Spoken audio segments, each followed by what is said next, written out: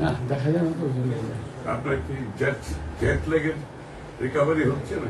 না, জেট ল্যাগের সমস্যা হচ্ছে না, আমার সমস্যা হচ্ছে পেইন। ওই যে দাঁড়িয়ে দাঁড়িয়ে দাঁড়ায় দাঁড়ায় মানে এই কয়েকদিনে মিলিয়ে গতকালকেও তো জিপের থেকে বাসে একটু ইজি হয় দাঁড়িয়ে করা, জিপে তো বসে মানে 3 দিনে 8 আওয়ার্স আমি হাত তুলেছি। আমরা হিসাব করতেছি। আমি তো একটা বাসায় গিয়ে বুঝবো আমরা বুঝতেছি। আরেকটা ঝামেলা হচ্ছে আপনার, সেটা হলো সেই পরিবার অলমোস্ট এক পুরো শোল্ডার কিছুক্ষণ পরে আরেক ডানের পায়না পুরো বাঁকা। এক পায়ে উঠে ছিল না। এক পায়ে উঁচা নিচে, তাতে হয়েছে কি আমার হ্যাঁ।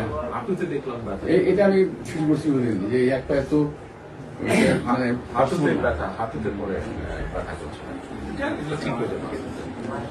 আপনার ওখানে একটা জেট ল্যাগ টের পাবেন না।